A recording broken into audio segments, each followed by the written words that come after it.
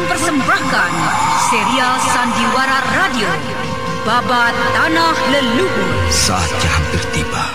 Sebentar lagi rasa sakit itu akan tiba. Aku akan menghentikan semedi itu setelah aku mendapatkan tanda-tandanya. Babat Tanah Leluhur, sebuah kisah kolosal dari tanah leluhur ratusan tahun yang silam di tanah Pasundan, yang diwarnai dengan kekerasan, ambisi, keserakahan, iri dan dengki, serta cita-cita dan cinta anak manusia. Kau belum juga mengatakan siapa pembunuhnya. Aku akan memberikan balasan yang setimpal padanya. Babat Tanah Leluhur. Naskah disusun oleh Tisar Sponsen. Ide cerita Cece Suhyar. Teknik dan montase Yadi Enos. Musik oleh Hari Sabar dengan sutradara Thomas Ake.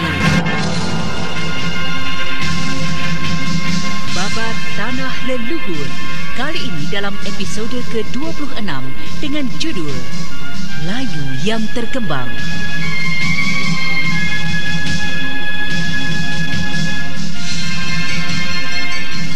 Pada seri yang ke-6 ini menampilkan Eli Ermawati sebagai Anting Wulan, Ai sebagai Nyonya Sodagar, Ani sebagai Nenek Ranggis, Manher sebagai pelayan, Hari Akik sebagai Puang Tua, Elias sebagai Babirik, Indrawati sebagai Kalinti, dan pembawa cerita Neni Sumardi. Selamat menikmati.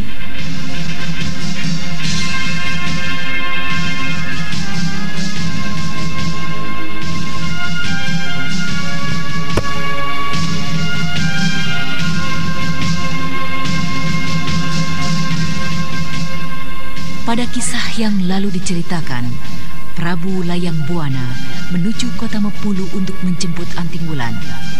Tetapi di tengah jalan, ia bertemu dengan dua orang dari Puak Melanti yang tengah menguntit perjalanannya.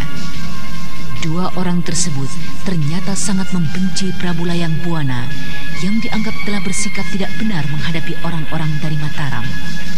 Juga diceritakan tentang kakek Babirik yang tengah berusaha membunuh Anting Wulan dengan menggunakan ilmu hitamnya.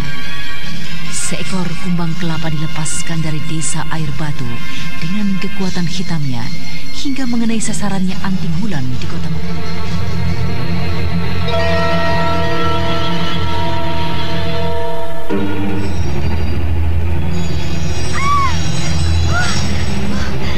Apa ini? Ada apa yang masuk ke dalam mataku?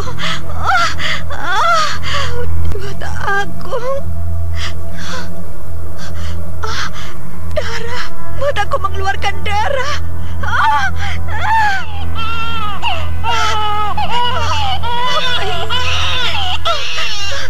Darah semakin banyak keluar dari mataku. Aku merasakan sesuatu yang bergerak-gerak di dalam mataku. Apakah benda ini seakan-akan hendak merobek mataku? Anting Wulan berteriak keras, menawan kesakitan. Kumbang kelapa yang dilepaskan dengan tenung dari kakek Babirik mulai merobek dan melukai bagian dalam dari mata Anting Wulan. Darah terus bercucuran tiada henti. Sementara itu Nyonya Sodagar yang berada di dalam rumah besar mendengar lolong dari Anting Wulan. Apa yang tengah terjadi lagi dengan wanita itu? Kasihan sekali. Agaknya dia tidak waras. Aku akan melihatnya. Aku khawatir terjadi apa-apa dengan bayinya. Kalinti! Kalinti! Di mana pengurus dapurku itu? Kalinti! Kalinti! Ya, ya Nyonya. Cepat kemari. Ya. Ada apakah Nyonya? Antarkan aku ke kamar wanita itu. Kita lihat apa yang terjadi dengannya. Baiknya, mari.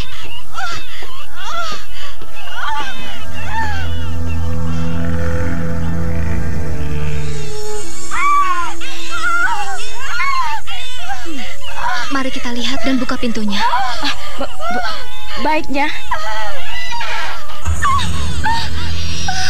Apa yang telah terjadi? Apa yang kau lakukan, Dek? Apa yang kau lakukan dengan bayimu? Kau membunuhnya. Cepat keluar, putraku dari kamar ini. Keluarlah cepat. Apa yang telah kau lakukan? Darah siapakah ini? Bayimu kah? Dewata aku. Cepat, putraku. Ya Allah, aku jahat padaku. Itulah darah yang mengalir dari mataku. Cepat keluar. Baiklah.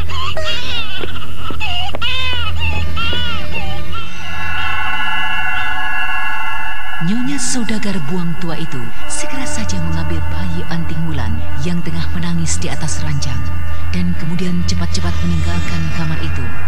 Sementara itu Anting Wulan telah menyadari akan apa yang terjadi dengan dirinya.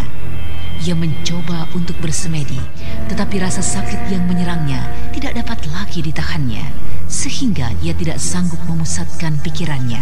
Malam menjadi semakin larut. Dalam keadaan yang berbahaya itu, tiba-tiba Anting Wulan teringat pada Nenek Ranggis. Segera saja dicabut pedang ular mas yang sulit dipenggangnya.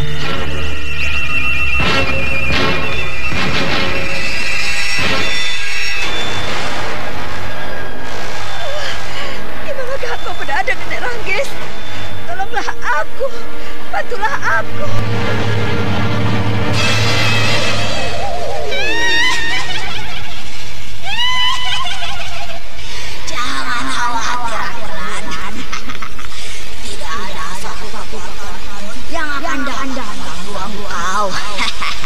Tekanlah kekuatan saktimu pada sisi kedua matamu. Aku akan membantumu untuk menyembuhkan penyakitmu itu. Cepat lakukanlah. Baiklah.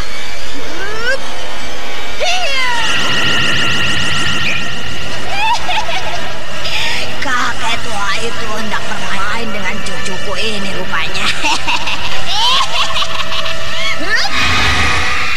Bersamaan dengan kekuatan sakti yang disalurkan Anting Wulan, Nenek Ranggis menyalurkan kekuatan gaibnya, membantu mendesak keluar penyakit yang disembunyikan kakek Babiri.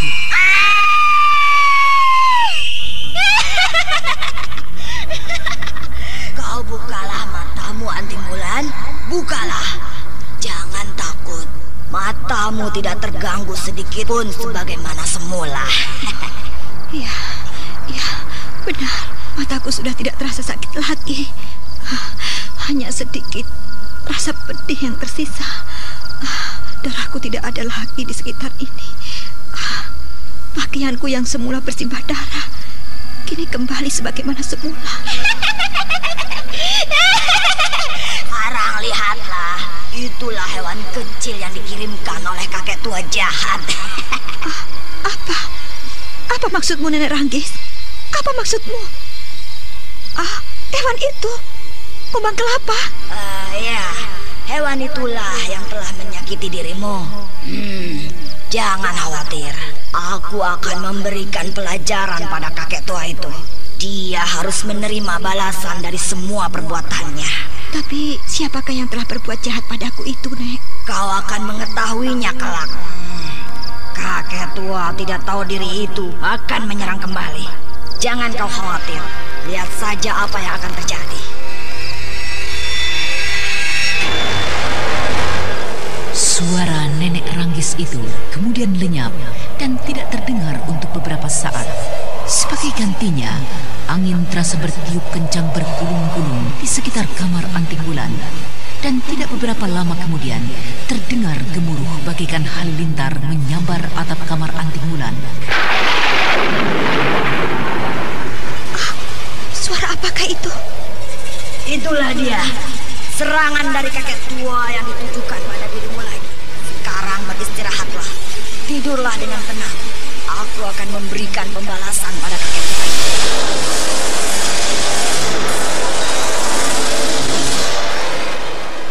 Sementara itu di desa Air Batu, di dalam pondoknya kakek Babiri tengah beristirahat sambil menantikan kematian Anting Wulan. Kakek tua itu memejamkan matanya sambil bersila di hadapan dupa yang tetap berasap serta air dalam kuali yang kini telah berubah memerah darah.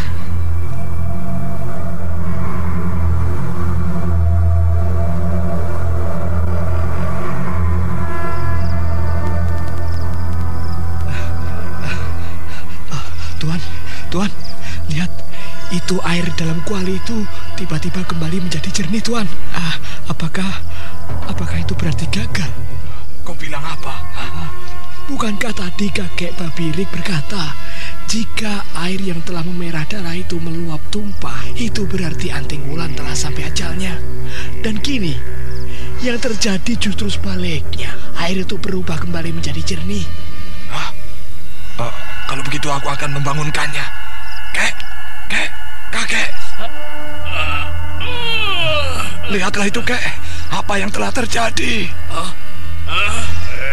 Kurang ajar. Mengapa jadi bisa seperti ini?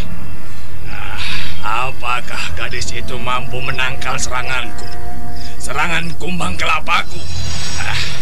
Baiklah, sekarang rasakan ajalmu datang, hai gadis Mataram. Kakek Babirik menggeram keras, kemudian mulutnya berkomat kamit. Tangannya cepat menyambar kain putih di hadapannya. Dan kemudian pecahan-pecahan logam beracun yang sejak semula telah disiapkan dicelupkan ke dalam air kembang di hadapannya. Mulutnya terus berkomat kamit. Beberapa saat kemudian, pecahan-pecahan logam itu lenyap dari dalam kuali berisi air dan bunga. Ajalmu tiba, Anting Wulan. Ajalmu tiba. Apa ini? Air dalam kuali bergolak. Agaknya ada sebuah kekuatan hebat yang menghalangi serangan. Jantung kakek Babirik serasa akan berhenti ketika melihat di dalam air bunga itu terdapat beberapa pecahan logam yang dilepaskan tadi. Untuk beberapa saat, matanya terbelalak, menatap lekat pada pecahan logam di dalam air bunga. Tetapi sesaat kemudian, ia menyadari kembali akan adanya sebuah kekuatan yang sangat hebat yang menghalanginya.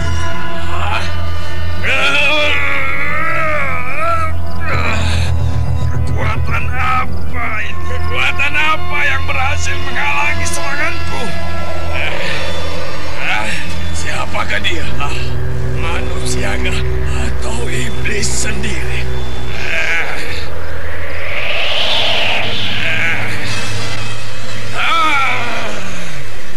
Kekuatan itu sudah tiba. Siapakah engkau ini? Ada urusan apa engkau mencampuri urusanku? Mengapa aku harus tidak turut jika engkau berani menyerang cucuku Anting Wulan? Siapa engkau ini ya? Tunjukkan wujudmu, hei manusia atau ke iblis.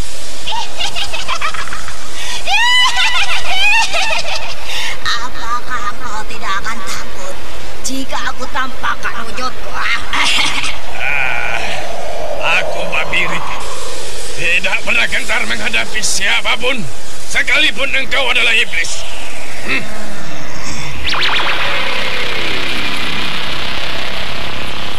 Bersamaan dengan terdengarnya geraman seram, tiba-tiba di hadapan kakek Babirik muncul seekor ular kecil berwarna kuning keemasan.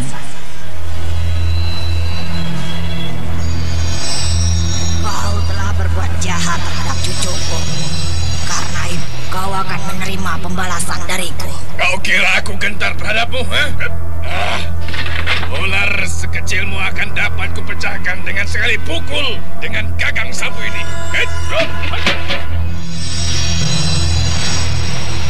Awas Tuan Saudagar, tinggalkan pondok ini. Biar aku yang akan menghabisi ular siluman ini. Ayo, cepat kita keluar dari pondok ini, Tambuna. Saya. Ayo cepat. Saudagar tua segera menyeret Tambuna pelayannya keluar dari dalam pondok kakek Babirik. Sementara itu kakek Babirik yang mengayunkan kayu memukuli ular kecil menjadi semakin gentar hatinya. Setiap kali ia memukul sedikit demi sedikit, ia melihat ular itu menjadi bertambah besar. Sampai akhirnya, ular kecil itu menjelma menjadi ular raksasa. Pondok kakek Babirik terdesak roboh oleh tubuh ular yang sangat besar itu.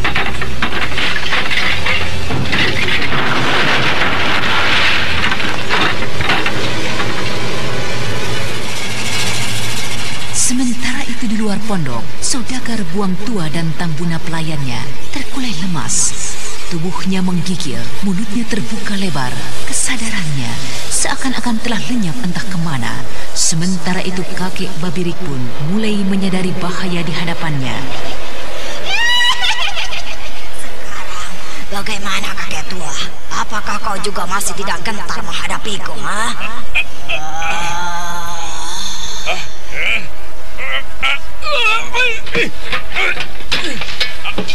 Ampunkan aku. Jangan bunuh aku. Ampunkan aku.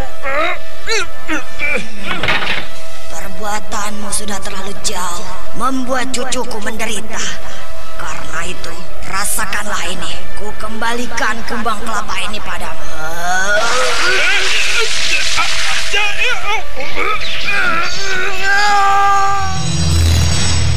Teriakan kakek Babirik yang melolong memecah kesunyian di desa Air Batu. Beberapa saat kemudian terdengar suara yang ramai berdatangan. Saudagar Buang Tua yang khawatir dirinya akan terseret akibat kejadian yang menimpa kakek Babirik segera saja menyeret Tambuna pelayannya untuk meninggalkan pondok tersebut dan meninggalkan para penduduk desa Air Batu yang termangu-mangu ketika menyaksikan pondok kakek Babirik hancur bagai diterjang oleh prahara. Tambuna, ayo cepat tinggalkan tempat ini. Saya. Ayo lagi. Ayo. Seharusnya tadi kita mengambil kuda kita dahulu, Tuan. Sudah tidak ada waktu lagi. Ayo, terus kuatkan kakimu. Kita akan beristirahat sesaat lagi.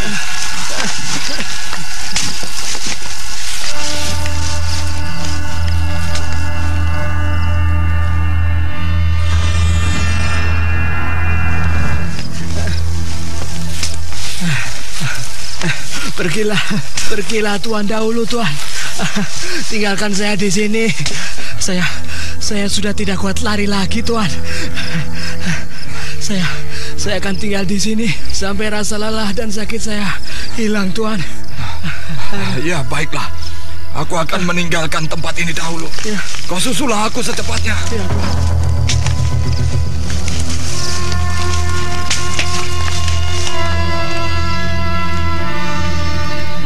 Saudagar Buang Tua yang khawatir akan kemarahan para penduduk Air Batu yang sangat menghormati kakek Babirik segera pergi meninggalkan pelayannya.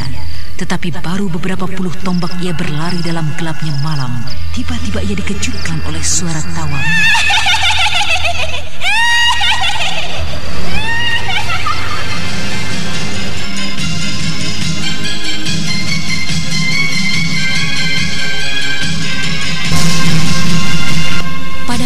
Yang lalu diceritakan, saudagar Buang Tua melarikan diri dari pondok kakek Babirik. Saat mana ia melihat pondok itu hancur berantakan dan teriakan kakek Babirik terdengar begitu menyayat. Di tengah jalan, saudagar Buang Tua meninggalkan pelayannya Tambuna yang telah kelelahan berlari.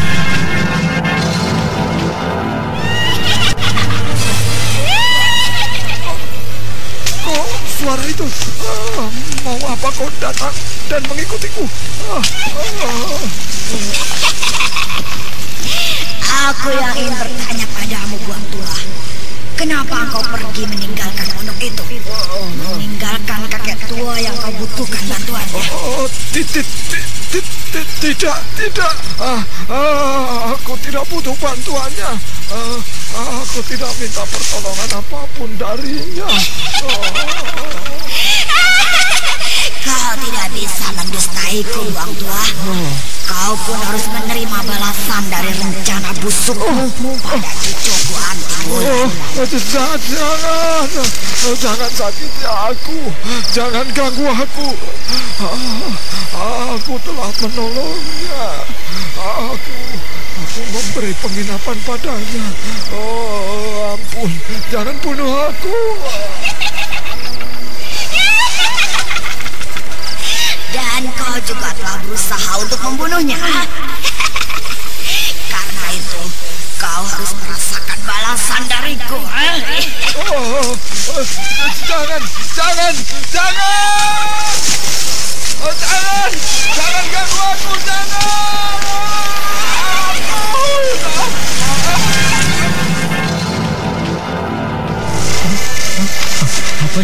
Apa yang terjadi dengan Tuan Puang itu? Aku mendengar suara ceritanya di depanku sana. Aku akan berhati-hati. Aku akan berhati-hati melihatnya.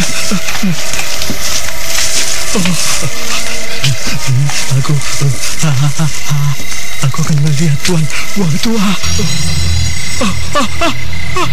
Apa itu? Tubuh siapakah yang terbujur di depanku itu?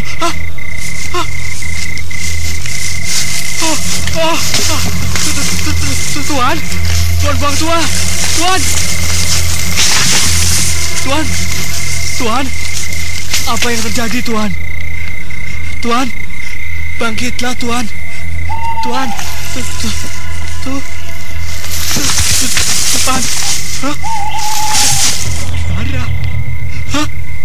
darah.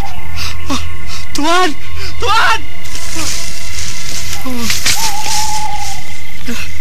Apa yang terjadi dengan Tuan saudagar junjunganku ini? Darah memenuhi pakaiannya dan juga wajahnya. Tuan. Malam yang gelap membuat pandanganku tidak begitu jelas lagi. Tuan, aku telah sadar, Tuan. Mataku sakit sekali, Tambunan. Kenapa, Tuan? Kenapa? Mataku berdarah. Aku. Kenapa, Tuan? Pandanganku. Dewata Agung. Aku tidak dapat melihat. Tidak dapat melihat lagi, Tuan. Mataku buta. Dengan tubuh gemetaran, dengan susah payah, Tan Buna mencoba memapah tuannya saudagar Buang Tua untuk melangkah setindak demi setindak.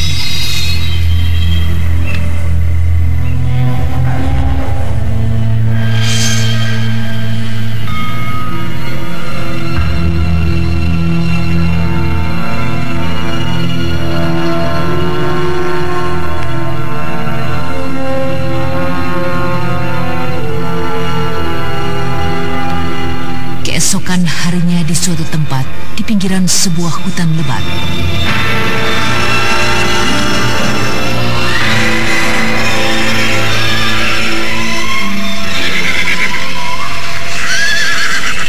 Apakah tuanku ingin kita berangkat segera?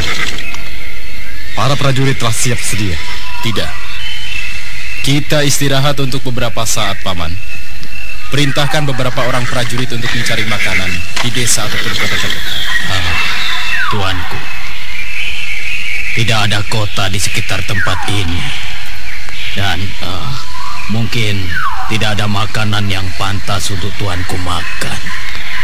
Tapi jika tuanku mengizinkan, saya akan mencari hewan buruan. Di hutan ini banyak terdapat rusa yang lezat sekali dagingnya, Tuan.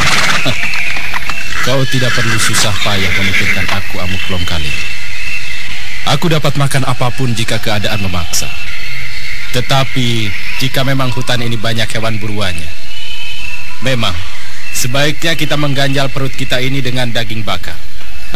Silakan, Paman. Ajaklah beberapa orang untuk menemanimu. Baiklah, Tuanku. Hamba pamit.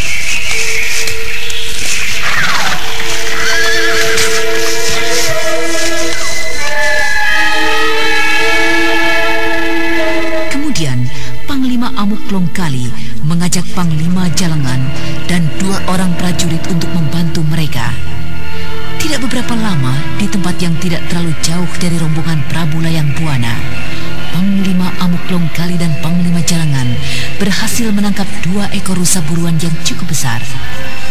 Tetapi tanpa disadari oleh mereka, seorang pemburu lainnya memperhatikan mereka dari balik semak-semak.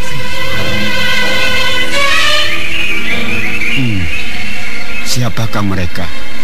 Sepertinya mereka adalah para prajurit istana Kutai Raya. Mau apa mereka berkeliaran sampai jauh kemari ke hutan lebat ini? Sebaiknya aku bersembunyi saja di sini. Aku khawatir mendapat kesulitan jika bertemu dengan mereka.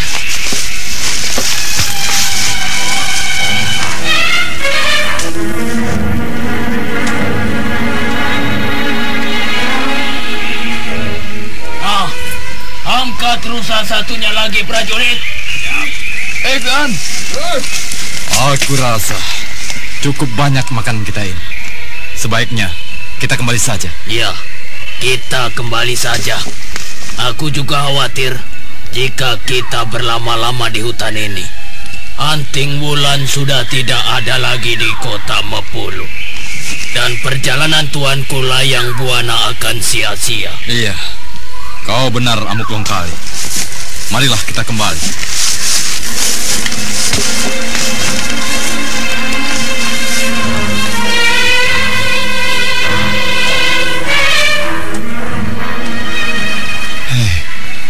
Mereka membicarakan Anting Wulan. Anting Wulan istri dari Raden Sakapalwaguna yang kini tinggal di desa Kayan. Kasihan sekali anak muda itu. Ia menunggu istrinya di sana, tetapi istrinya justru pergi jauh meninggalkannya.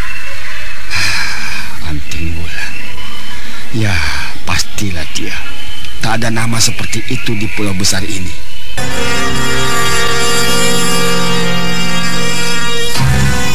Setelah mengisi perut mereka, rombongan Prabu Layang Buana kembali melanjutkan perjalanannya menuju kota Mapulu.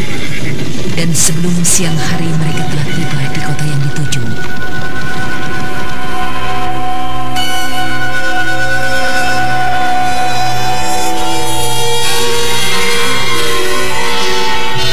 Sementara itu, pada pagi harinya di rumah saudagar Buang Tua. Anakku Kayan sayang, kau gagah sekali pagi ini. Lucu sekali engkau, nak. Sebentar lagi kita akan pergi meninggalkan rumah besar ini. Kita akan mengembara lagi, berpetualang hingga engkau besar, hingga engkau tumbuh menjadi seorang pendekar yang tanpa tanding. Nah, berterima kasihlah pada wanita yang baik hati yang telah menolong kita itu. Dek, aku akan sangat senang sekali kalau Adek mau membesarkan bayimu di rumah besar ini. Kita akan merawatnya bersama-sama. Terima kasih, Kak. Tetapi saya tidak ingin mengganggu dan merepotkan kakak lebih jauh lagi. Akan pergi kemanakah Adek membawa bayimu yang masih sangat kecil itu, Dek? Entahlah. Aku hanya menuruti kaki yang melangkah ini.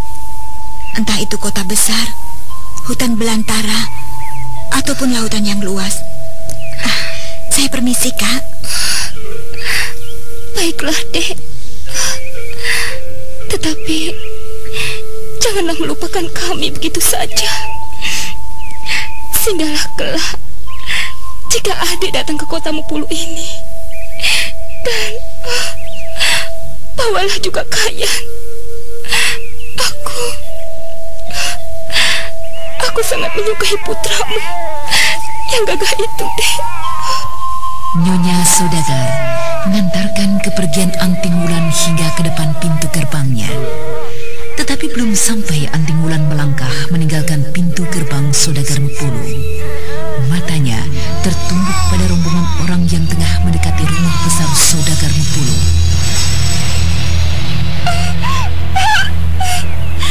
Apa yang terjadi, Pak? Kenapa matamu? Nyonya saudagar menangis terisak-isak melihat keadaan suaminya yang mengenaskan. Darah memenuhi sebagian pakaiannya dan matanya masih dipenuhi oleh darah yang belum mengering. Itu tuanku. Itulah wanita iblis pembunuh para pengawal kota. Benar, tuanku. Itulah dia Anting Wulan, tuanku. Biarlah. Biarlah. Aku akan mencoba untuk mengajaknya kembali. Dia masih tetap seperti dulu.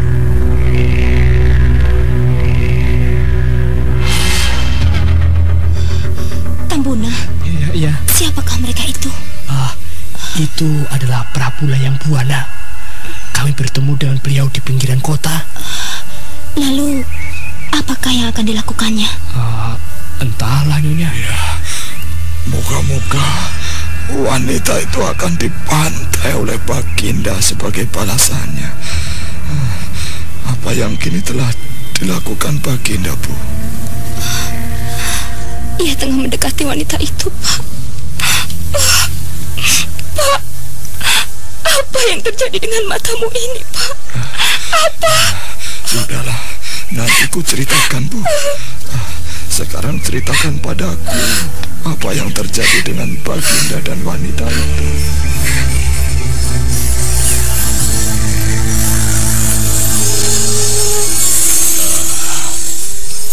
Apakah engkau masih mengenal aku, Anting Wulan?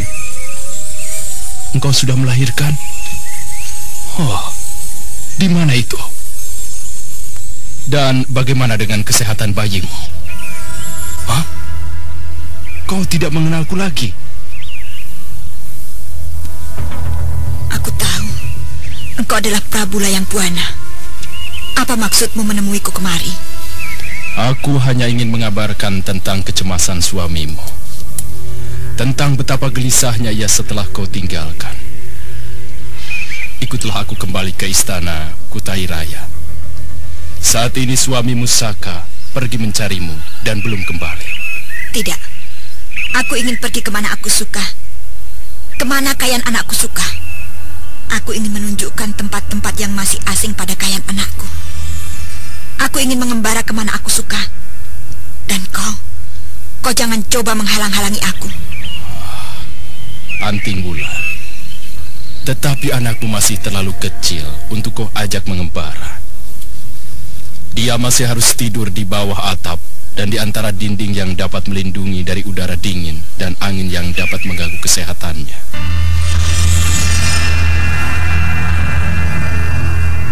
Dengan penuh kesabaran dan kata-kata yang halus, Prabu Layang Buana berusaha membujuk Anting Wulan. Sementara itu Panglima Amuk Longkali yang sudah menjadi tidak sabaran telah memerintahkan para prajurit pilihannya. Secara perlahan-lahan mengepung Anting Wulan. Melihat hal tersebut, Anting Wulan segera mengencangkan pegangan pada bayinya dan bersiap-siap untuk lari meninggalkan mereka. Tetapi tiba-tiba saja di telinganya berdenging suara halus.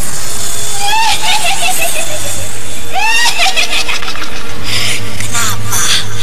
Apa yang ingin kau lakukan, Anting Wulan? Selamanya menjadi buruan? Seperti seekor kelinci yang lari ke sana kemari di kebun banyak orang, ha? Begitukah sikap yang akan kau ambil? Pengecut, segalanya tidak akan pernah dapat selesai. Lalu, apa yang harus aku lakukan?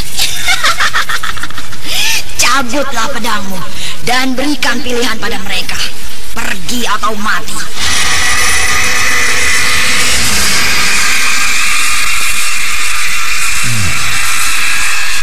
Menurut Prabu Sanjaya, Anting Wulan ini berada dalam pengaruh kekuatan hitam yang bersembunyi dalam pedangnya.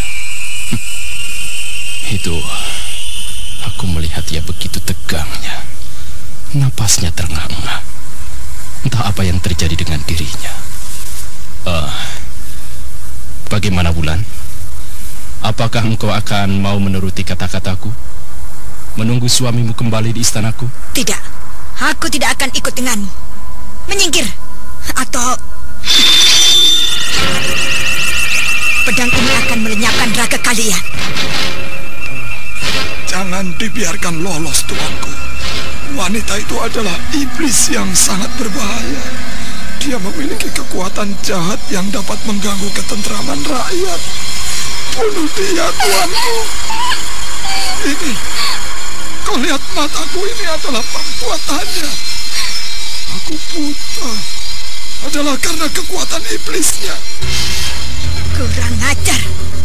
Rupanya dia yang penyebab penderitaanku semalam. Menyerahlah.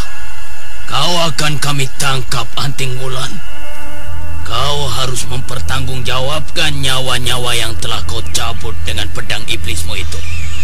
Menyerah, atau kau ingin kematian pula sebagai hukumannya? Aku, Anteng Wulan, tidak mengenal kata menyerah. Ayo, majulah kalian semua. Aku akan lumatkan tubuhmu dengan pedangku ini. Anteng Wulan mengibas-ngibaskan pedang ular emas di atas kepalanya. Sementara itu, Kayan putranya yang berada di dalam pondongan terkejut mendengar ribut-ribut. Ayo majulah, atau jika tidak, aku yang akan maju lebih dahulu.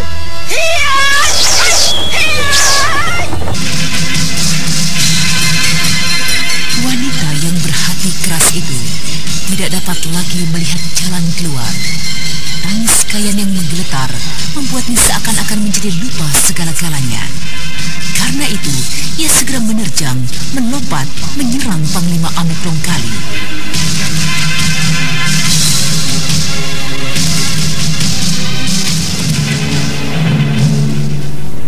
Menyerahlah. Kau akan kami tangkap, Anteng Wulan.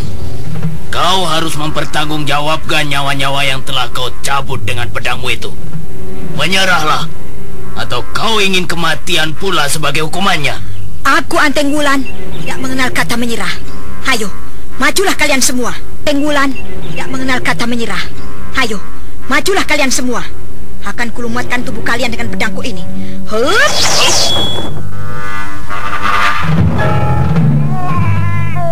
Ayo, majulah, atau aku yang akan maju menyerang kalian. Hup!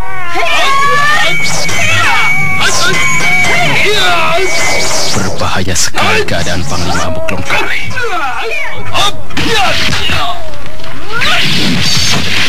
Wah, maafkan aku, Anteng Wulan. Aku tidak ingin melihat pembunuhan yang terus berkepanjangan.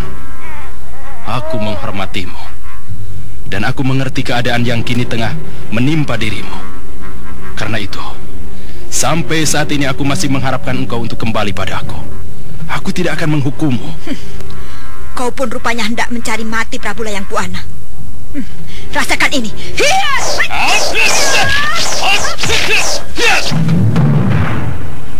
Berbahaya sekali serangan pedangnya. Aku harus berhati-hati.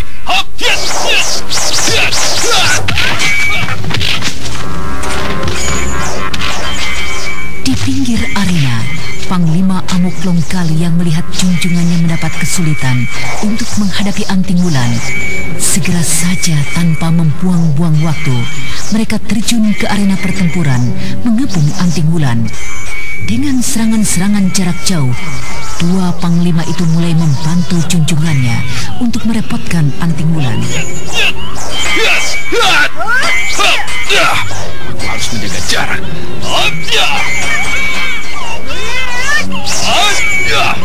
Hei, berhati-hatilah. Seranganmu dapat melukai bayi dalam gendonganmu.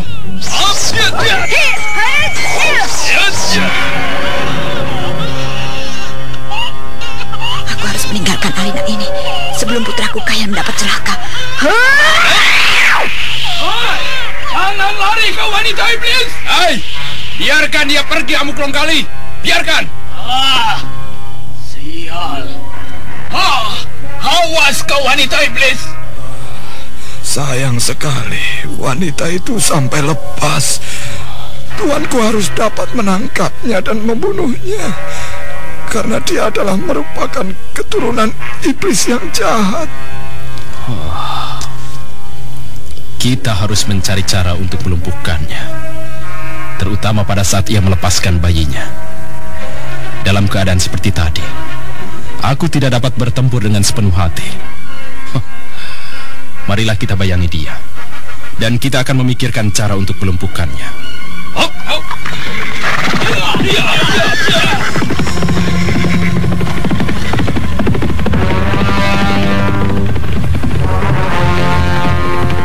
Rombongan Prabu Layang Buana berlalu dari halaman rumah Saudagar Buang Tua.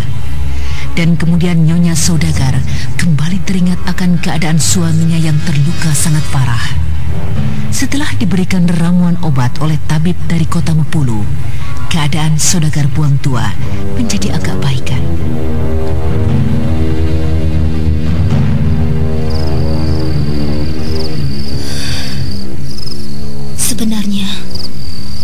Apa yang terjadi dengan dirimu, Pak?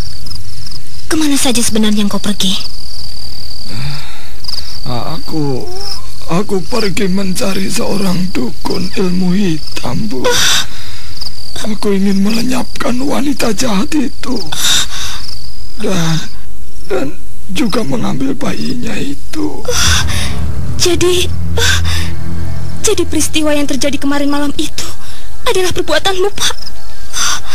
Peristiwa yang menimpa wanita itu. Iya. Apa yang terjadi kemarin malam dengan wanita itu, Bu? Wanita itu melolong-lolong berteriak kesakitan. Matanya mengeluarkan darah hingga mengotori wajah dan pakaiannya, Pak. Tetapi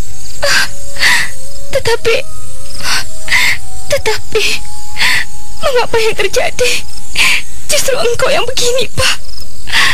Mengapa justru matamu yang buta? Apakah kau melihat sendiri kejadian itu, Bu? Iya, aku melihat sendiri. Bahkan bersama dengan Kalinti pembantu kita. Aku menyaksikan bagaimana wanita itu menjerit-jerit kesakitan, mendekap matanya yang berlumuran darah. Bahkan wanita itu meminta pertolonganku untuk menjaga bayinya, Pak. Lalu bagaimana bisa ia sehat seperti tadi? Apa yang terjadi kemudian?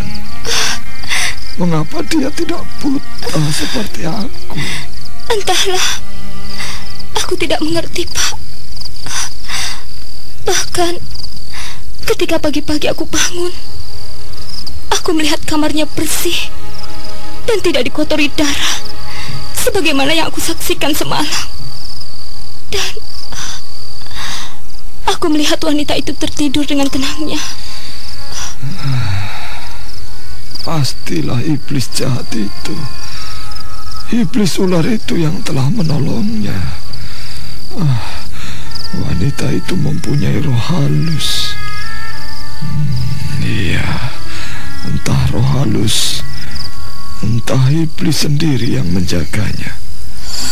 Dukun sakti dari desa Air Batu pun tidak sanggup membunuhnya dengan tenungnya. Bahkan dukun itu mati oleh kekuatan jahat yang dimiliki wanita itu. Dan dia pula yang membuat aku jadi seperti ini. Kau keterlaluan sekali, Pak. Tindakan mulah yang justru sangat tidak terpuji, sangat biadab. Aku menyaksikan sendiri, Pak, betapa mengerikannya penderitaan yang dirasakan oleh wanita itu, Pak. Wanita itu jahat sekali, Tidak terlalu jahat, Pak. Dia membela diri, tidak sebagaimana yang kau lakukan. Menyerang wanita itu dengan diam-diam yang tidak bersalah pada dirimu dan juga kita semua, Pak. Kau kejam. Tetapi aku melakukan semua itu adalah semata-mata demi untukmu, Bu. Aku ingin mendapatkan bayinya. Oh, bayinya yang kau inginkan. Iya, aku memang menyukai bayinya, Pak. Tapi tidak dengan cara yang jahat seperti itu. Bertobatlah, Pak. Mintalah ampun pada yang aku. Kau telah melakukan kesalahan yang sangat besar, Pak. Iya, aku memang bersalah. Aku bersalah, Bu. Dan aku akan bertobat memohon ampun padanya. Besok pagi aku akan sembahyang. Siapkanlah segala keperluannya, Bu. Iya, Pak. Aku akan menyiapkan segalanya. Sekarang tidurlah, Pak.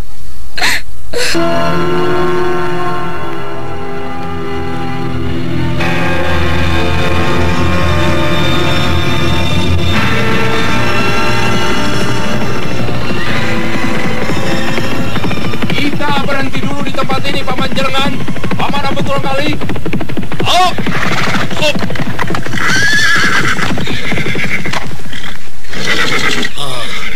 Ada apakah kita berhenti di sini, tuanku? Aku ingin kita pergunakan rencana semula. Kita sebar para prajurit ke berbagai arah yang merupakan arah hilangnya anting bulan.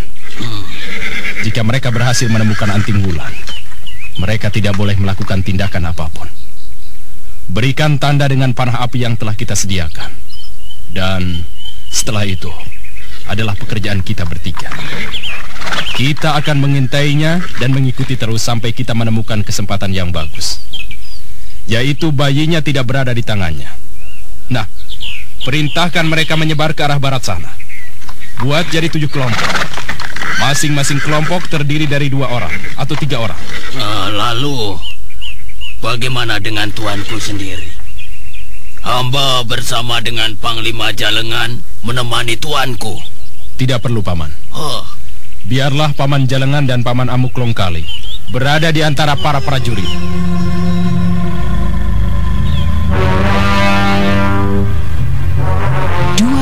Prajurit pilihan dan 2 panglima dipecah menjadi 7 kelompok yang masing-masing terdiri dari 2 dan 3 orang prajurit. Sementara itu Prabu Layang Buana sendiri berada di kelompok yang terdiri dari 3 orang. 2 orang prajurit menyertainya.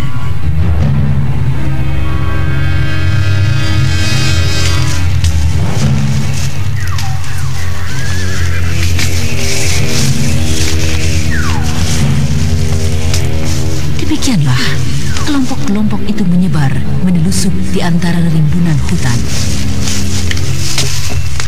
Ayo, kita maju ke depan sana.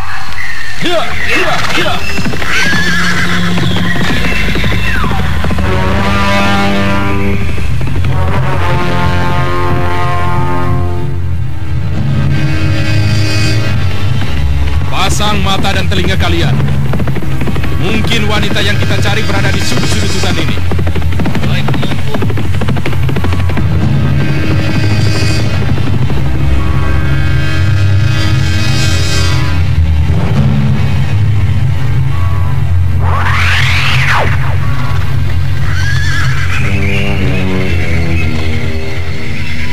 Aku melihat bayangan berkelebat dari arah timur mendekatiku.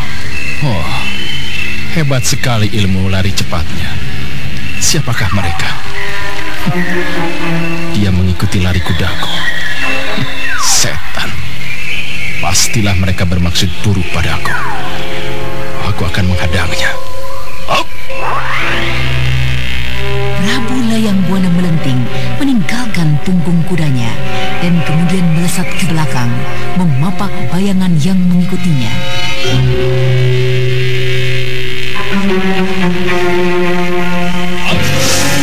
Siapa kalian? Tuanku Layang Buana.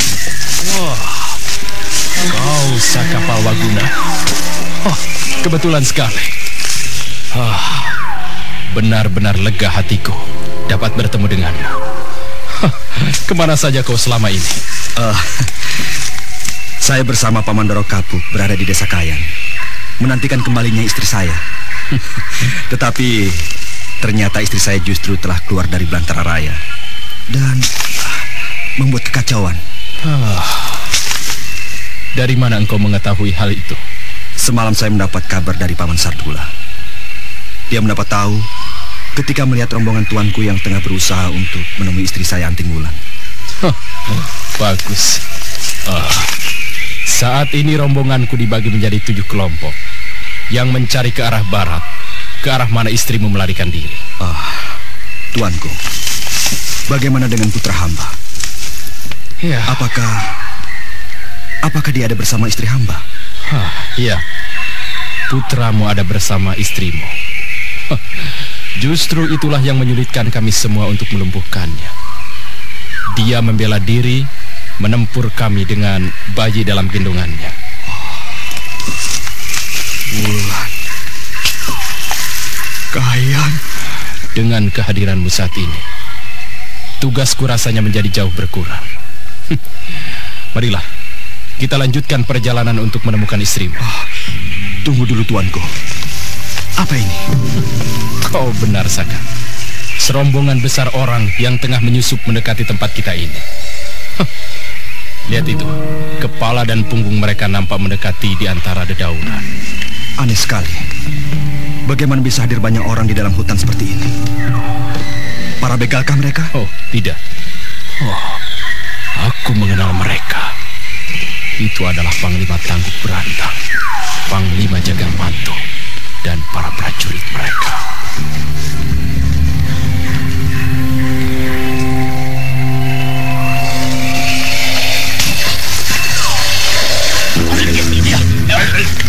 Bagus. Rupanya kau sudah mengenalku, Layang Buana. Sikapmu keterlaluan sekali pada junjunganmu sendiri, hei Tangguh Berantang. Apa maksudmu menghadangku dengan banyak orang seperti ini? Jumlah orang yang kini mengepungmu tidak kurang dari 120 orang, Layang Buana. Mereka seluruhnya adalah orang-orangku, Puak Melanti, dan juga orang-orang dari adik Jagamantu dari Puak Pantun. Mereka semua adalah puak pemberani.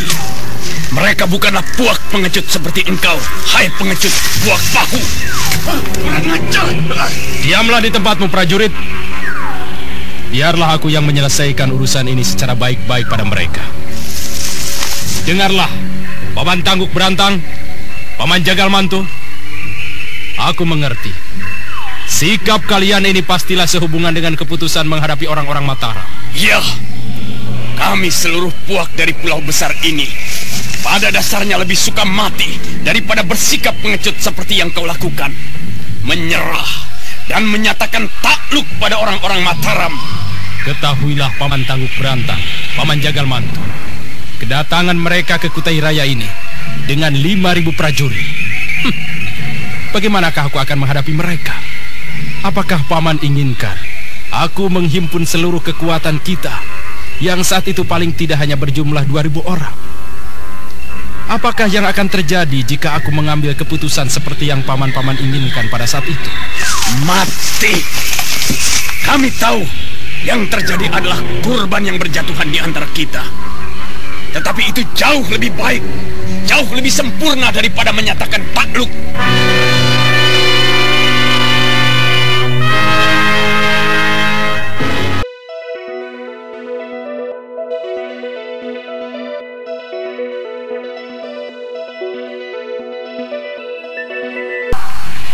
Mati adalah pengorbanan yang terbaik jika itu adalah membela negara dan puak-puak kita. Tetapi dengarlah, aku sebagai penguasa Kutai Raya ini tidak menginginkan leburnya kerajaan ini. Aku tidak ingin mengorbankan kalian semua hanya karena sesuatu yang tidak kalian mengerti. Aku telah berusaha sekeras kemampuanku, sekeras kemampuan para tokoh di istana Kutai Raya. Kami telah bertanding adu kepandaian secara jantan sebagai ganti dari lahirnya perang besar. Dan itu telah terjadi. Aku dan dua panglimaku, Subala dan Subali, berhasil dikalahkan oleh para tokoh Mataram. Dan sebagaimana janjiku bersama Prabu Sanjaya, aku menyatakan takluk. Tetapi ketahuilah, Baginda Sanjaya dari Mataram tidak menyatakan kita sebagai jajahannya. Ia hanya menginginkan satu kepastian dari cita-citanya untuk menggalang persatuan dengan membentuk Mataram yang besar. Kau dengar kata-katanya itu, adik Jagamantu? Aku semakin muak saja dengan pengecut yang mengagulkan kepandaiannya. Hah, kita lihat saja sampai di mana jago dari puak puhu ini. Sebentar lagi, ia yang berdiri dengan dada tengadah dan terbelalak akan mati berdiri melihat apa yang telah terjadi.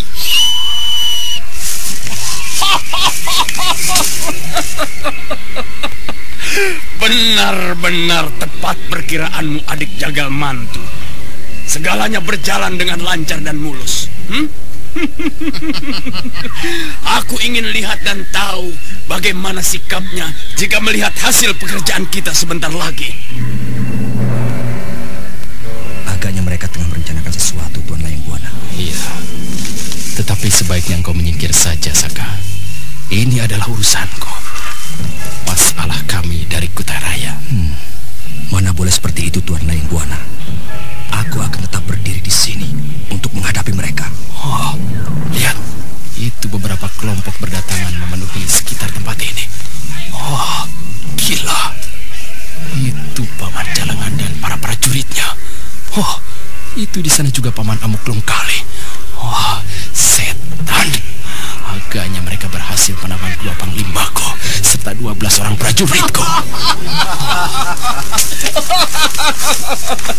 Kau terkejut, Layang Buana. Kau terkejut melihat para pengawalmu tidak berdaya di tanganku. Lihatlah kini di sekelilingmu. Tidak kurang dari 200 orang prajurit dari Puak Pantun dan Puak Melanti. Apa katamu, Layang Buana? Oh, rupanya ini sudah kalian rencanakan sejak lama. Kau telah menggalang dan mempersiapkan banyak prajurit. Hai, ketahuilah Layang Buana, kami masih memiliki kekuatan yang jauh lebih besar. Masih ada 600 orang prajurit kami dari Puak Pantun dan Melanti. Licik, pemberontak hina. Kami bukannya hendak memberontak, tetapi mengambil alih kekuasaan dari tangan manusia pengecut seperti dirimu. Kutai tak pantas ada di tangan manusia semacam dirimu, ha? Oh, lepaskan! Lepaskan 2 panglimaku dan para prajuritku tangguh berantang. Lepaskan! Aku tidak ingin menumpahkan darah orang-orangku sendiri.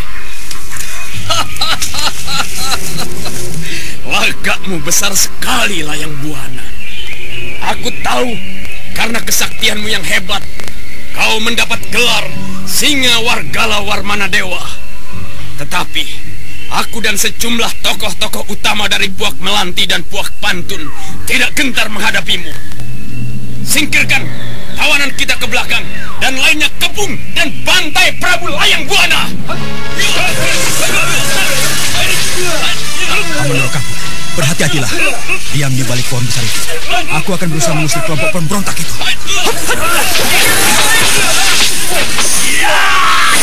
Siapakah anak muda itu? Kepandaiannya hebat sekali. Rupanya anak muda itu adalah tokoh baru yang dimiliki Layang Buana. Aku harus menempatkan beberapa orang tokoh utama dari Puak Pantun untuk menghadapinya. Oi! Panjita, Hirai Besi dan Dharma Tungga, hadapi anak muda itu!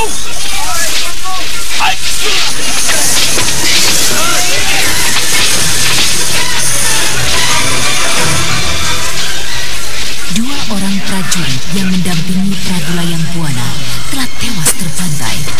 Sementara itu, walaupun Prabu Layang Buana telah berhasil menjatuhkan belasan lawan, tetapi puluhan lainnya terus menyuruh menerjangnya dari segala penjuru.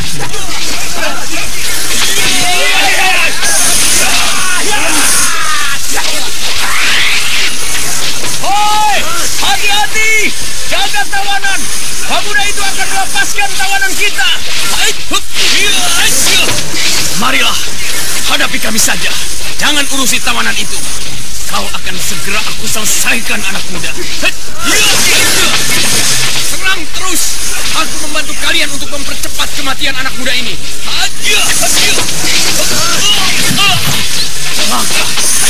Jangan biarkan dia melepaskan tawanan itu. Bunuh saja tawanan itu. Bunuh semua tawanan.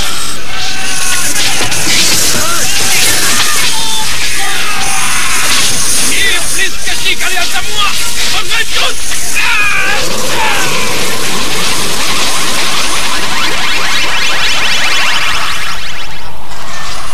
Ayo, keluarkanlah seluruh aji kesaktianmu, Layang Buana. Singa Wargala Warmana Dewa Layang Buana akan segera sampai ajalnya. Ayo, kepung terus. Desak dengan senjata lempar dan pukulan jarak jauh. Harimau ini akan kita selesaikan.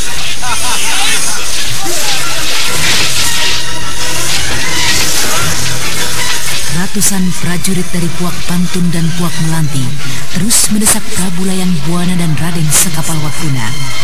Sementara itu Sardula, laki-laki tua penjajah pakaian dan barang-barang kebutuhan suku Kayan, tewas terbunuh. Raden Sakapalwakuna yang semakin berang terus mengamuk.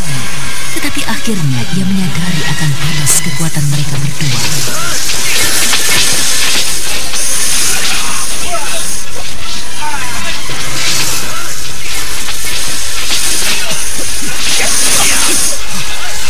Tidak mungkin aku dan Prabu Layang Buana akan dapat menghadapi mereka.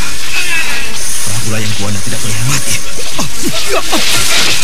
Aku harus mengajaknya pergi dari tempat ini.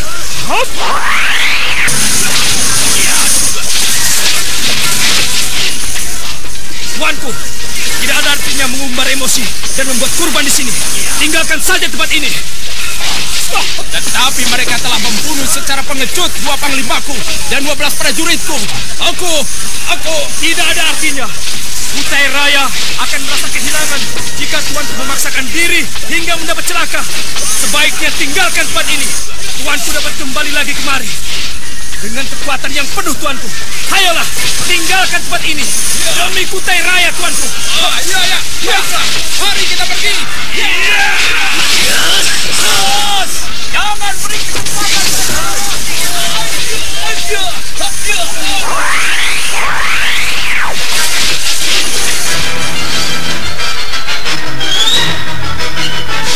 Prabu Layang Buana berhasil melompat, melesat, meninggalkan arena pertempuran itu. Demikian juga dengan Raden Sakapalwakuna.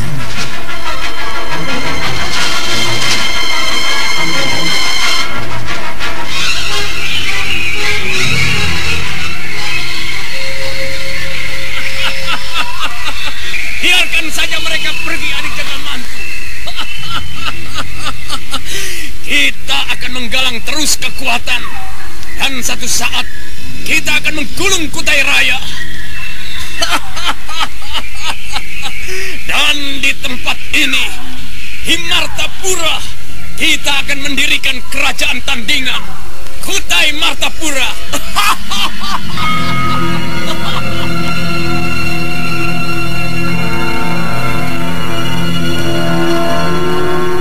Prabu Layang Buana bersama dengan Raden Sakapalwakuna berlari terus kembali ke arah kota Mepulu. Sementara itu Anting Wulan yang lari meninggalkan Prabu Layang Buana di halaman rumah saudagar Buang Tua menuju arah barat. Ia berlari tidak henti-hentinya sampai akhirnya ketika ia menyadari keadaan putranya yang menangis keras-keras, ia segera berhenti. Cup sayang, cup ya sayang ya. Kenapa kau menangis? Lapar?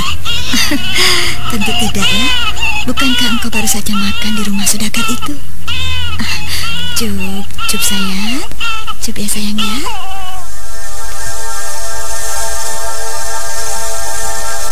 Kasihan sekali. Tentu engkau terkejut turut bertempur bersama ibumu. Kemana kita sekarang pergi? Tidak. Kita tidak akan pergi meninggalkan kota Mepulu dahulu. Saudagar jahat itu harus aku berikan pelajaran. Rupanya dia yang telah mengguna-gunai aku. Dia yang telah membuat aku menderita sakit yang tiada tara, yang mungkin akan menyebabkan hilangnya nyawaku jika tidak ditolong oleh nenek Ranggis. Aku akan kembali dan membuat pembalasan. Tetapi aku akan mengambil jalan berputar agar dapat menghindari kejaran dari Prabu Layang Buana dan 2 panglimanya. Ya, aku harus memberikan pelajaran pada laki-laki tua yang jahat dan licik itu. Harus.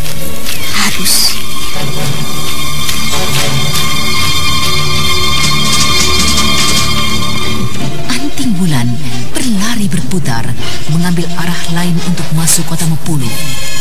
Dan setibanya di kota tersebut, ia bergegas sambil memandang kanan dan kiri mencari rumah saudagar Buang Tua.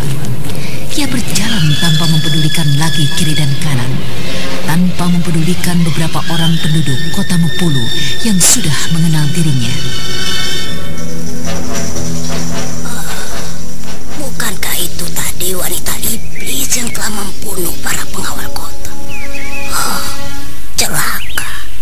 Rupanya ia telah kembali lagi.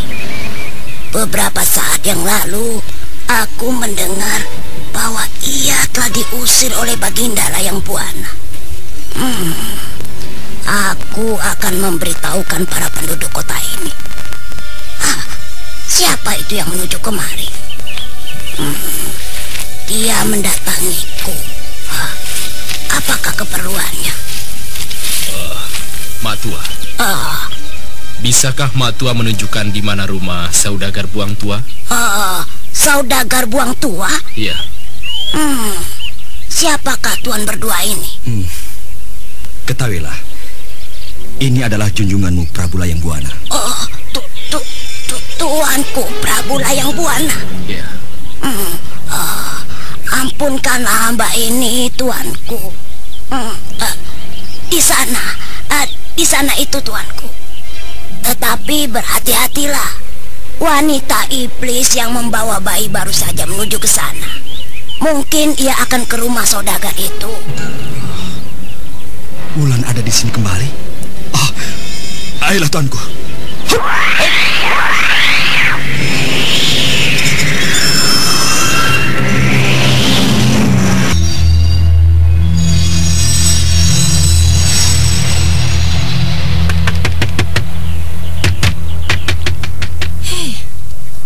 Siapa lagi ini yang mengetuk pintu keras-keras begini? Di mana Tambuna? Kenapa ia tidak menegurnya ya? Di mana suamimu?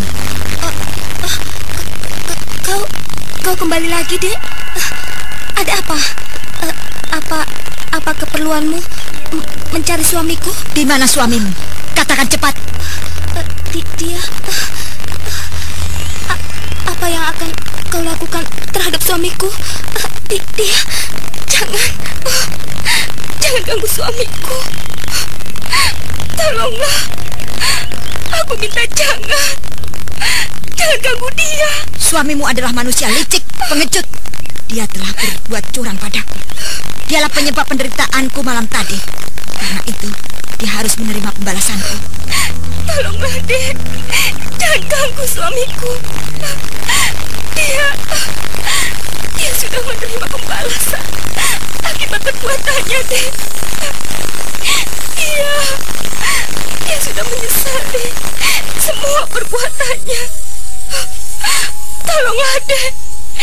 Ampuni semua perbuatannya.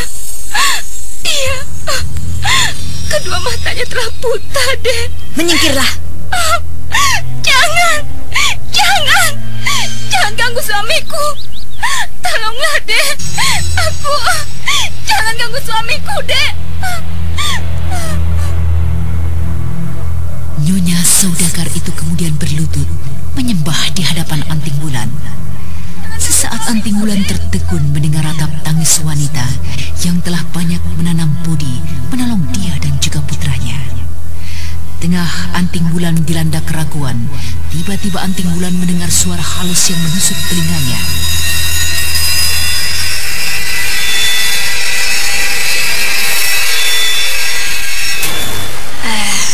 Jangan dengarkan ratap tangis wanita itu. Kau harus memberikan pelajaran pada laki-laki yang telah menyakitimu habis-habisan, yang hampir saja membunuhmu. Aku sengaja tidak membunuh saudagar tua itu. Kau yang harus melakukannya, karena ia justru mempunyai persoalan dengan dirimu. Lakukanlah segera, Anting Wulan. Lakukanlah. Saudagar tua itu ada di dalam rumah besar. Carilah segera, Anting Wulan. Menyingkirlah segera. Suamimu harus mendapatkan balasan. Jangan. Aku mohon. Jangan kau sakiti lagi dirinya. Kasihanilah aku. Minggir. Wulan, tunggu. Kakang Saka. Wulan, apa lagi yang akan kau lakukan di sini? Wulan, lupakanlah semuanya. Marilah kita kembali ke Mataram. Kakang Prabu Sanjaya pasti tengah cemas menunggu kehadiran kita. Ayolah, Wulan.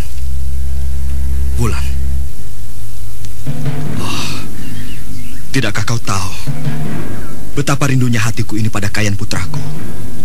Putra kita, Wulan. Ayolah, Wulan. Kita segera kembali ke Mataram. Kita akan mengadakan selamatan atas kehadiran putra kita. Kita akan mengundang Kakang Seta, Adi Awuk. Mereka tentu akan gembira mengetahui kalau kau telah melahirkan putra yang gagah, Wulan. Ayolah, Dinda Wulan.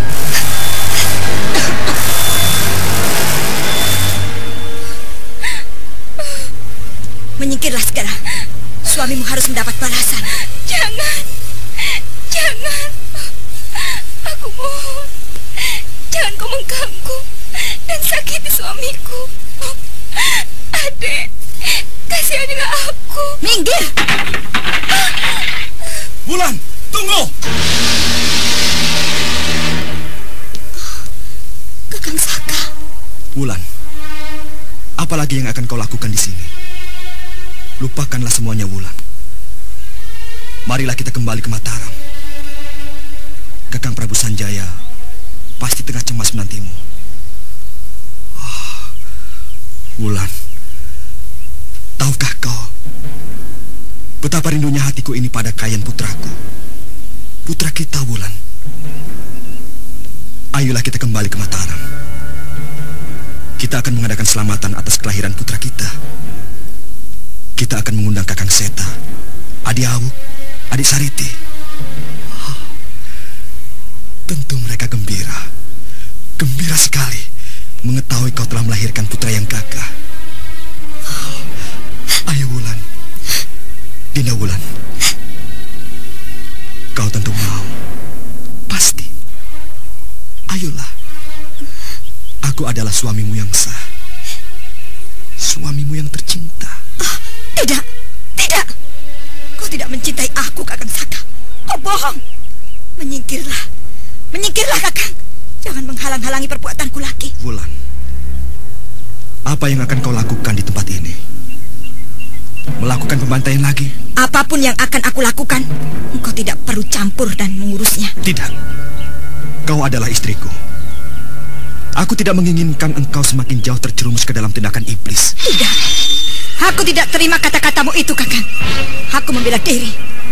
Mereka semua aku bunuh karena tindakan mereka lebih dahulu bermaksud membunuhku. Begitu keajaran yang kita terima, Dinda Wulan. Membalas pembunuhan dengan pembunuhan. Juga bahkan membunuh orang yang hanya bermaksud membunuh kita. Begitukah yang Guru Wanayasa, yang juga merupakan orang tua angkatmu, mengajarimu?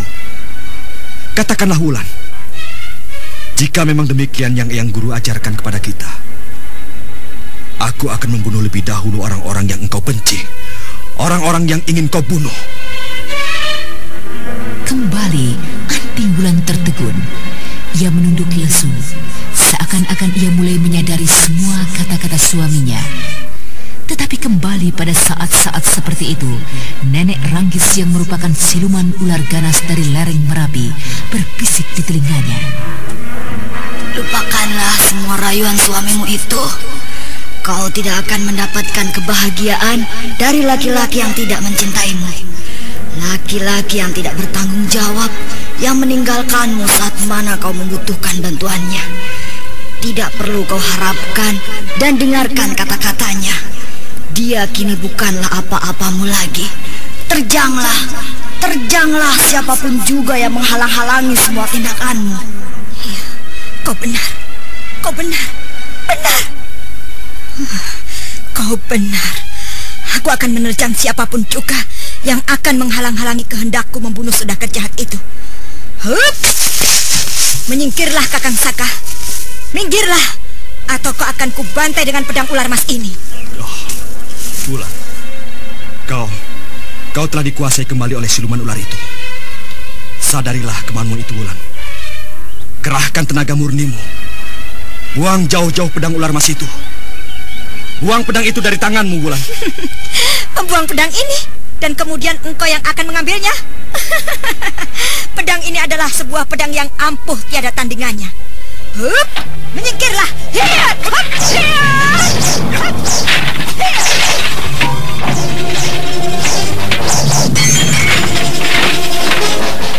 Anting Wulan menerjang hebat.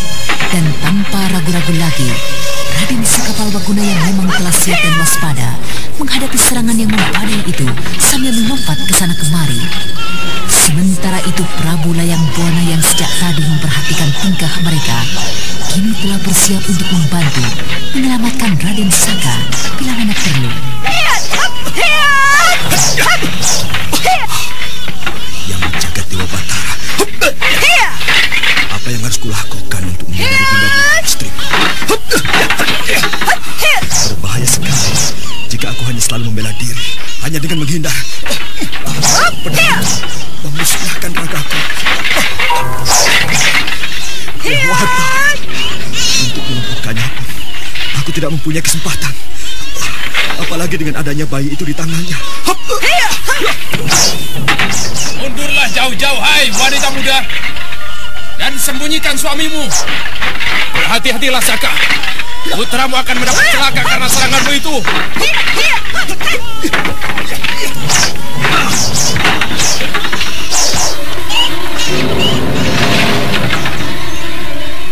Raden Saka Palwakuna yang tidak melihat jalan lain untuk menyelamatkan dirinya segera melompat naik ke atas dan menjebol hancur atap rumah saudagar Buang Tua dan kemudian keluar melalui lubang itu secepat kilat.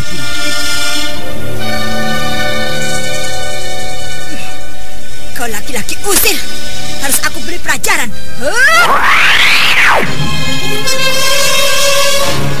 Mau lari kemana kau? Aku akan menghadapimu dengan leluasa jika memang kau lepaskan bayi itu. Ayo, letakkanlah anting bulan. Kita akan bertempur dengan sekuat tenaga dan kemampuan kita. Letakkanlah bayi itu. Kau kira aku akan mudah kau percaya? Ketahuilah, walaupun hanya mempergunakan sebelah tangan, kau tetap tidak akan mampu menghadapiku yang memakai pedang ular emas ini. Hop!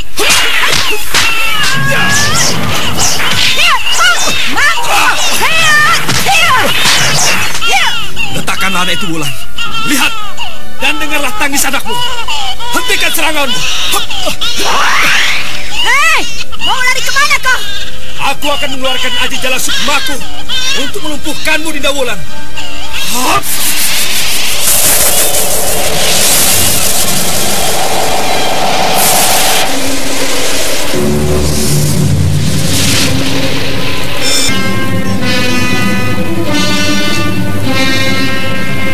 Raden Saka bagaikan bayang-bayang mulai mengitari anding bulan, berusaha mengikatnya dengan kekuatan gaib dari Aji Jala Sukma.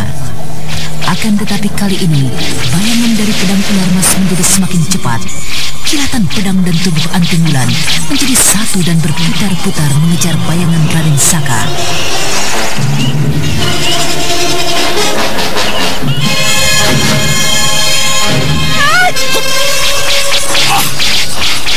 Gila, aku tidak dapat menerapkan Aji Jala Sukmaku dengan sebaik-baiknya.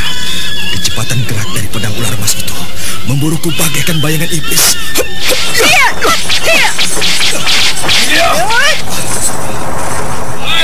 Cukuplah Saka, cukup. Ayo tinggalkanlah istrimu itu. Ayo Saka, kali ini kau yang harus mendengarkan kata-kataku. Ayo, tinggalkan istrimu itu.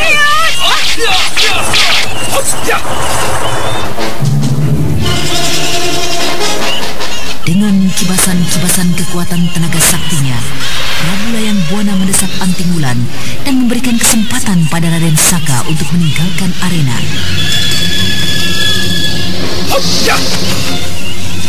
Kau benar, Tuan Layang Buana.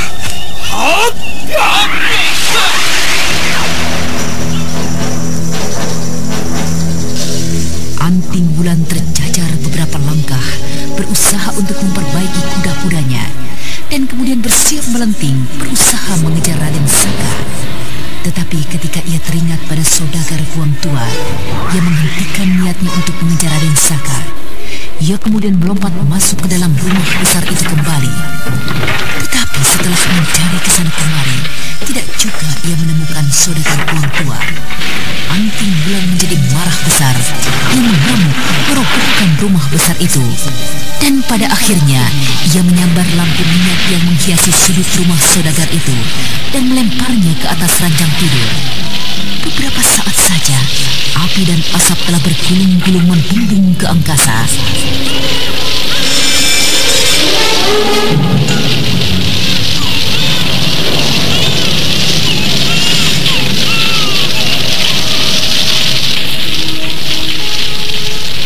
Raden Sakapalwakuna yang mengintai dari kejauhan tidak dapat menahan diri lagi. Kau keterlaluan, Wulan. Tunggu Saka. Apa yang akan kau lakukan, ha? Apa yang dapat kau perbuat di hadapannya? Sementara bayinya itu ada dalam gendongannya. Biarkan saja. Kita akan mengintainya dan menangkapnya pada suatu kesempatan yang baik.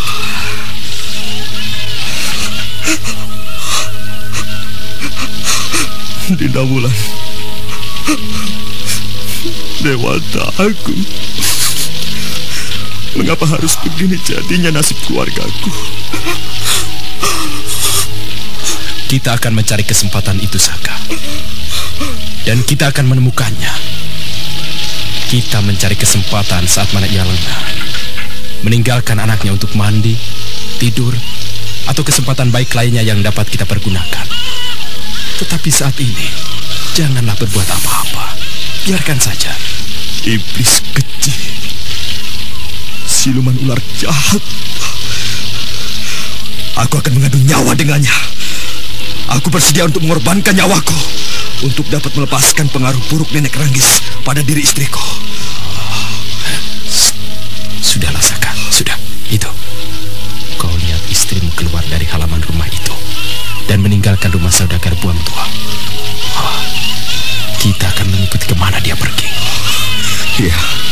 Mari, tuanku.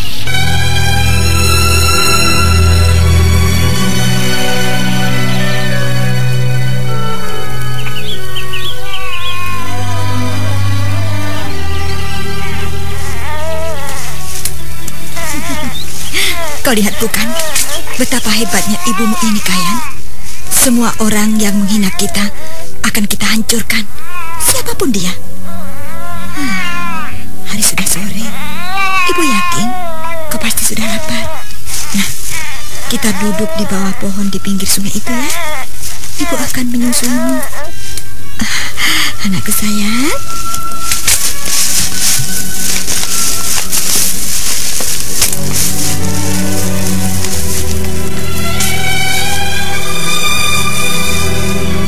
Sambil mengunyah buah-buahan hutan, Anting Wulan duduk menyusui bayinya. Sementara dari kejauhan, dari balik semak-semak, Raden Sakapalwakuna dan Prabu Layang Buana mengintainya. Air mata Raden Sakapalwakuna bercucuran melihat keadaan istrinya yang begitu mengenaskan. Nah, tidur ya sayangnya. Pegal sekali tanganku yang menggendongnya sejak siang tadi. Diam di sini ya. Tidur yang tenang. Ibumu akan beristirahat di sampingmu.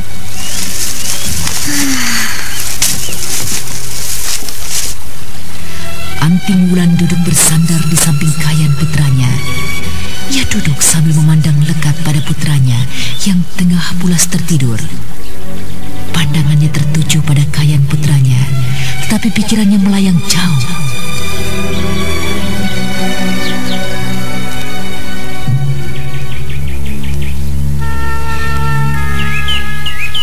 Dinda Wulan,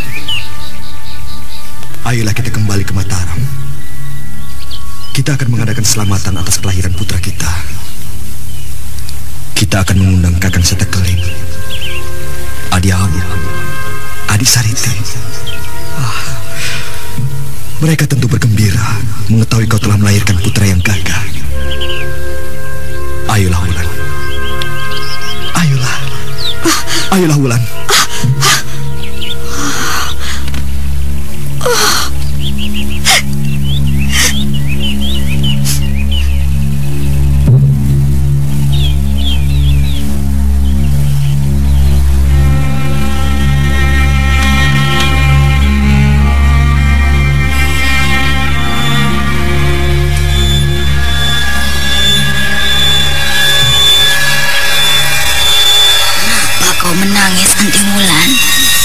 Kenapa kau bersedih? Kenapa kau merasa lemah dan tanpa daya? Biarpun engkau adalah seorang wanita, Tetapi dengan pedang ular emas di pinggangmu dan aku yang tetap di sisimu, kau dapat lebih perkasa dari laki-laki manapun. Ingatlah Anting Wulan akan semua janjiku. Dengan pedang ular emas di tanganmu, kau akan dapat menggulung tanah Jawa dan Pasundan. Bangkitlah Anting Wulan, jadilah wanita kebanggaanku. Tunjukkanlah pada laki-laki di muka bumi ini bahwa wanita bukanlah makhluk yang lemah. Wanita tidaklah serendah tapak di bumi. Bangkitkanlah kaummu dan galanglah mereka agar tidak menjadi yang tertindas dan yang pantas dibuat semena-mena. Dengan pedang ular emas di tanganmu, kau tidak pantas untuk bersikap lemah. Bangkitlah, bangkitlah Anting Wulan.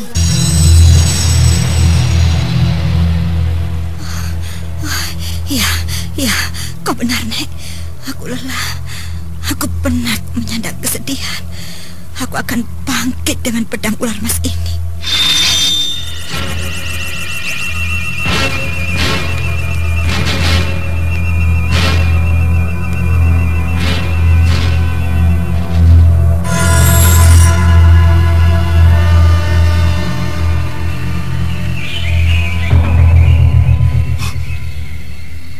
Apa yang akan dilakukan oleh Wulan?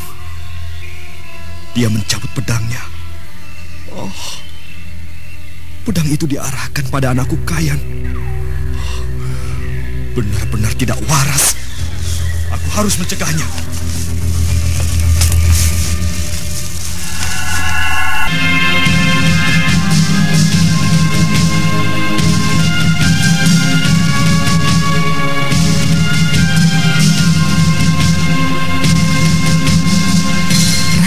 Kapal Wakuna siap untuk melompat, manakala ia melihat istrinya mencabut pedang ular emas dan menempelkan pedang itu pada dahi putranya. Nah, saudara pendengar, apakah yang akan diperbuat oleh Anting Wulan?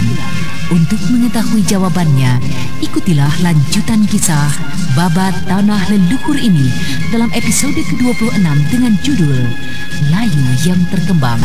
Sampai jumpa.